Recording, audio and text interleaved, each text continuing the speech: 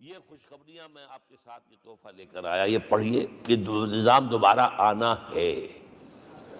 محمد کی پیشین گوئی غلط نہیں ہو سکتی، وہ صادق المصدوق صلی اللہ علیہ وسلم۔ اگرچہ ابھی ہمیں اور سزائیں ملنی ہیں، اور سخت سے سختر سزائیں آنی ہیں۔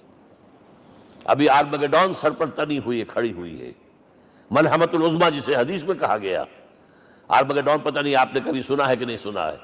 یہ بائبل کی آخری کتاب جو ریولیشن جان ہے، اس میں ہے کہ ایک بہت بڑی جنگ ہوگی، گریٹر اسرائیل بنانے کے لیے بہت بڑی جنگ ہوگی، and you set the stage has been set for that۔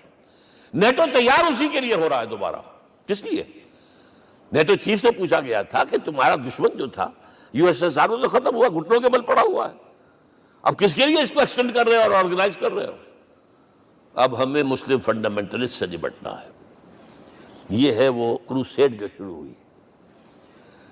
یہودی اور عیسائی نیو کنزرویٹیوز، نیو کونس، یہ دونوں جڑے ہوئے ہیں، ایک 5 پوائنٹ ایجنڈا ہے ان کا جس پر دونوں کا اتفاق ہے۔ تو ابھی ہم پر بڑے برے وقت آنے ہیں، ہمیں سزائیں ابھی اور ملنی ہیں، لیکن ٹیبلز ول بی ٹرنڈ، دنیا میں اللہ کا دین قائم ہوگا، چاہے ابھی اور اپس اینڈ ڈاؤنز آئیں گے، لیکن ہوگا، لیکن ہوگی، وہ وقت آئے گا اللہ کا دین قائم ہوگا پوری دنیا میں۔ ایک حدیث میں آپ کو سنانے چلا تھا، حضرت ثوبان سے رضی اللہ تعالیٰ عنہ، مسلم شریف کی روایت ہے۔ حضور نے فرمایا ان اللہ زوالی الارض، اللہ نے میرے لیے پوری زمین کو لپیٹ دیا۔ فرائے تو مشارقہا و مغاربہا، میں نے اس کے سارے مشرق دیکھ لیے، سارے مغرب دیکھ لیے۔ وَإِنَّ أُمَّتِي سَيَبْلُغُ مُلْكُهَا مَا زُوِّئَ لِي مِنْهَا، میری امت کی حکومت ان تمام علاقوں پر قائم ہو کر رہے گی جو اللہ نے زمین کو لپیٹ کر مجھے دکھا دیے۔ یہ ہونا ہے، and that is going to be the end of this world۔ آرمگیڈون بھی آ جائے گی پہلے، ملحمۃ العظمیٰ بھی آئے گا، سزائیں بھی ملیں گی، بالآخر وہ ہوگا۔ لیکن آخری بات، میرے اور آپ کے لیے مسئلہ لمحہ فکریہ کیا ہے؟ میں اور آپ کہاں کھڑے ہیں؟ Are we on the side of Allah or on the side of America؟ بہرحال یہ تو جو اپس اینڈ ڈاؤنز آنے ہیں، میرے اور آپ میں سے ہر شخص کے سوچنے کی بات یہ ہے، یہ تو انقلاب تو آئے گا، حضور کے ذریعے سے آیا، کچھ لوگ حضور کے ساتھی بن گئے، ان کی دنیا بن گئی، آخرت بن گئی، قیامت میں کے بعد جو کچھ ملنا ہے اللہ تعالیٰ روح و ریحان و جنت النعیم۔ کچھ رہ گئے کہ چاہے سگا چچا تھا محروم رہ گئے، ابو لہب۔ آج بھی یہ قافلہ ادھر چل رہا ہے۔ اقبال نے بالکل ٹھیک کہا ہے کہ دنیا کو ہے پھر مار کا روح و بدن پیش، تہذیب نے پھر اپنے درندوں کو ابھارا، اللہ کو پابر دیے مومن پہ بھروسہ، ابلیس کو یورپ کی مشینوں کا سہارا۔